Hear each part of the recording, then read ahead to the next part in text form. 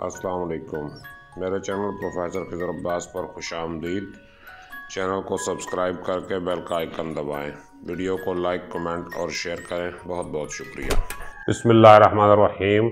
अहबाब अज़ीज़ वक़ार, अस्सलाम वालेकुम। मैं हूं प्रोफेसर खिज़र अब्बास और आप मेरा YouTube channel professor Khizar Abbas देख रहे हैं। इस चैनल पर मैं अपने मुख्तलिफ लेक्चर्स लगाता हूँ।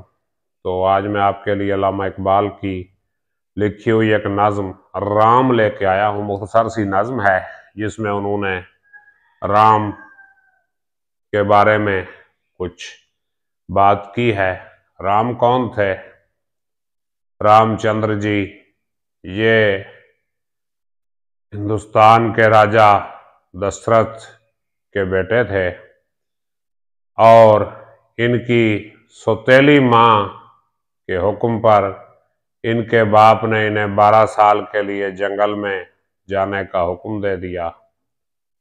तो ये अपने भाई लक्ष्मण और अपनी बीवी सीता के साथ जंगल में चले गए और वहां रहने लगे। लंका के राजा रावण ने जंगल में जब इनकी बीवी को देखा तो उसे उठा के ले गया लंका। तो फिर अपनी बीवी को छुड़ाने के लिए राम ने बंदरों के बादशाह सुग्रीव से मदद मांगी और बंदरों का लश्कर तैयार करके श्रीलंका पे हमला किया और बंदरों के सिपा सलार हनुमान ने अपनी दुम से आग लगा के लंका को आग लगा दी और रावण को कत्ल करने के बाद राम जो है सीता को वापस ले आया। 12 साल का अरसा भी गुजर चुका था और फिर अपने वतन वापस आए। पीछे इनके भाई भरत ने 12 साल जो है हुकूमत की और राम के नाम पे हुकूमत की, तो उसे फिर रामराज भी कहते हैं। तो हिंदू देवमाला में राम के दौर को सुनहरी दौर माना जाता है।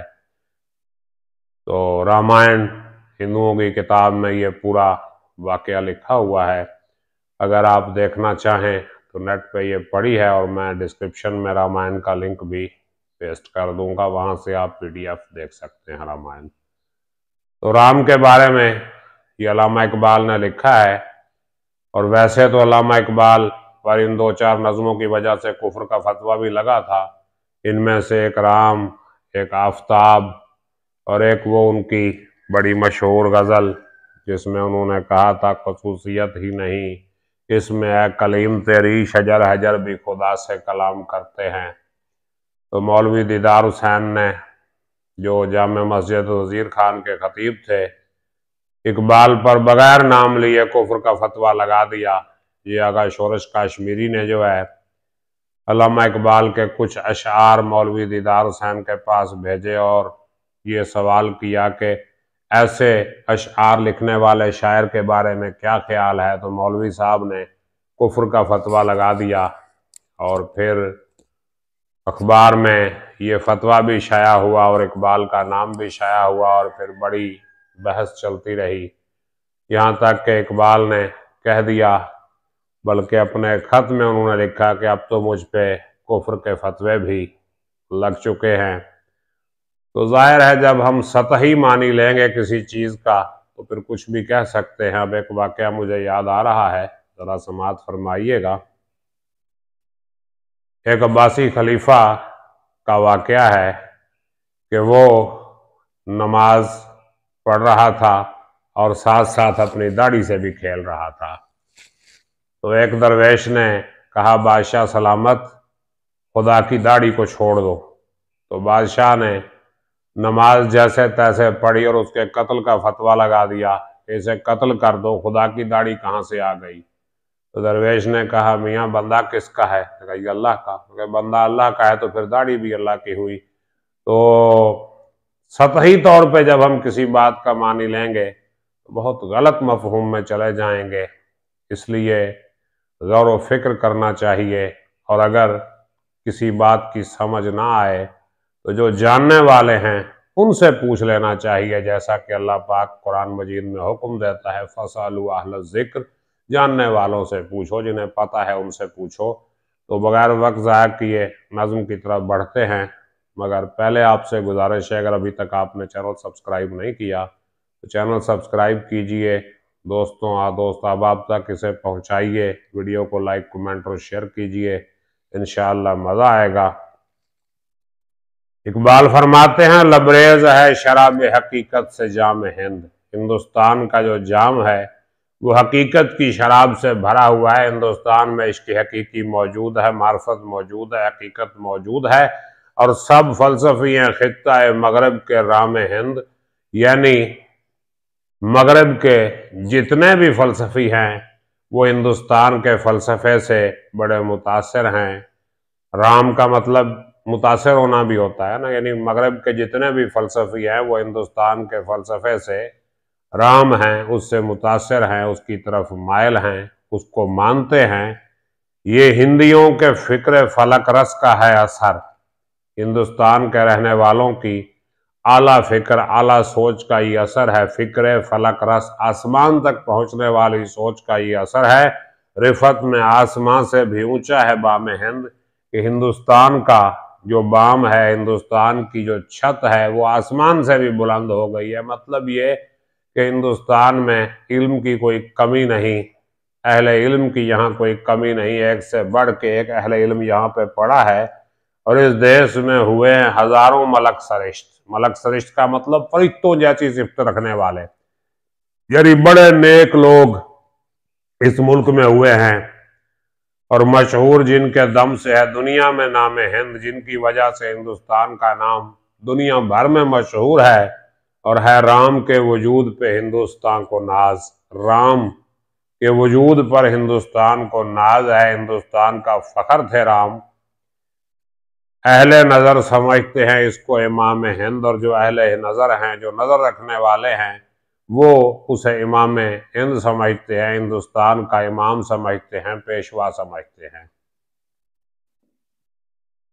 क्योंकि हिंदू मत में जो कंसेप्ट है वो अवतार का है। अवतार का मतलब यह है कि भगवान जो है, कोई भी भगवान हो सकता है, वो उस अवतार का रूप लेके इस धरती पे जन्म लेता है।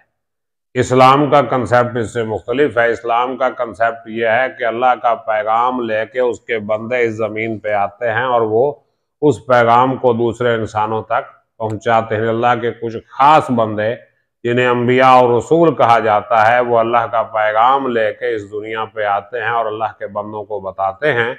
लेकिन हिंदू मत में ऐसा नहीं है। हिंदू मत में यह है कि भगवान जो है वो खुद अवतार की शक्ल में ज़मीन पे तशरीफ़ लाते हैं।